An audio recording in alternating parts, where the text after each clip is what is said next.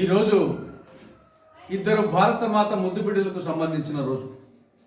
ఒకరు స్వర్గీయ పివి నరసింహారావు గారు, రెండవవారు స్వర్గీయ చౌదరి చరణ్ సింగ్ గారు. పివి నరసింహారావు గారికి సంబంధించి ఈరోజు 21వ వర్ధంతి. పివి నరసింహారావు గారు స్వాతంత్ర సమరయోధుడు, భారత మాజీ ప్రధాని, భారతరత్న, బహుముఖ ప్రజ్ఞాశాలి, బహుభాషా కోవిదుడు, సాహితీ కృషివలుడు. 6 సంవత్సరాల పాటు భారత జాతీయ కాంగ్రెస్కు జాతీయ అధ్యక్షుడిగా పనిచేసి కాంగ్రెస్ పార్టీ అభివృద్ధి కోసం కృషి చేసినటువంటి అసలు సిసలు కాంగ్రెస్ నాయకుడు. ఉమ్మడి ఆంధ్రప్రదేశ్ ముఖ్యమంత్రిగా పనిచేసి చరిత్రాత్మకమైన ఈ యొక్క భూ సంస్కరణను అమలులోకి తెచ్చినటువంటి కార్యశూరుడు ఆయన.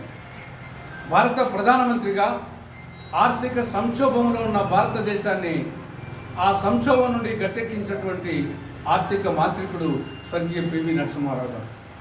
ఆయన జీవితం ప్రతి ఒక్కరికి ఆదర్శం, అనుసరణీయం, స్ఫూర్తిదాయకం, మార్గదర్శకం. ఇక రెండవవారు స్వర్గీయ చౌదరి చరణ్ సింగ్ గారు. ఆయన అసలు సిసలు రైతు నాయకుడు. ఆయన జీవితాంతం రైతుల కోసం కృషి చేశాడు.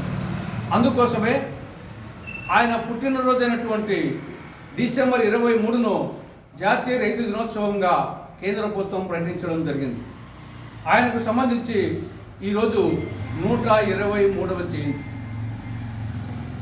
ఈరోజు జాతీయ రైతు దినోత్సవం, కానీ రైతుల పరిస్థితి చాలా దయనీయంగా ఉంది. ఏ పంటకు గిట్టుబాటు ధర లభించడం లేదు. రైతు బిడ్డకు పిల్లనిచ్చే వాళ్ళు, దాన్ని బట్టి అర్థమవుతుంది రైతుల పరిస్థితి ఏమో. ప్రతి రైతు అప్పులో మునిగిపోయినాడు. రుణగ్రస్తుడైపోయి ఆత్మహత్యలు చేసుకునే పరిస్థితి ఉంది. పంటల బీమా సక్రమంగా అమలు కావడం లేదు, నష్టపరిహారం సక్రమంగా ఇవ్వడం లేదు, రైతులకు సంబంధించి ఏ పథకము సక్రమంగా అమలు కావడం లేదు. పైకేమో రైతు లేనిదే రాజ్యం లేదంటాం.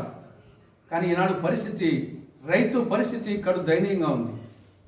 రైతు ఏడ్చిన రాజ్యం, ఎద్దు ఈడ్చని సేద్యం బాగుపడదు. కానీ ఇప్పటికైనా కేంద్ర రాష్ట్ర ప్రభుత్వాలు రైతుల గురించి తీవ్రంగా ఆలోచించాల్సిన సమయం ఆసన్నమైంది. 2008లో ఆనాడు కాంగ్రెస్ నేతృత్వంలోని యూపీఏ ప్రభుత్వం రైతులకు రుణమాఫీ పథకాన్ని అమలు చేయడం జరిగింది. ఈ 17 సంవత్సరాలుగా ఇంతవరకు వ్యవసాయ రుణాలు మాఫీ చేయలేదు. కనీసం ఈ రోజైనా సరే, జాతీయ రైతు దినోత్సవం సందర్భంగానే సరే, కేంద్ర ప్రభుత్వం ఈ యొక్క వ్యవసాయ రుణాలను మాఫీ చేసేటట్లు ప్రకటించాలని కాంగ్రెస్ పార్టీ కేంద్ర ప్రభుత్వానికి విజ్ఞప్తి చేస్తా ఉంది.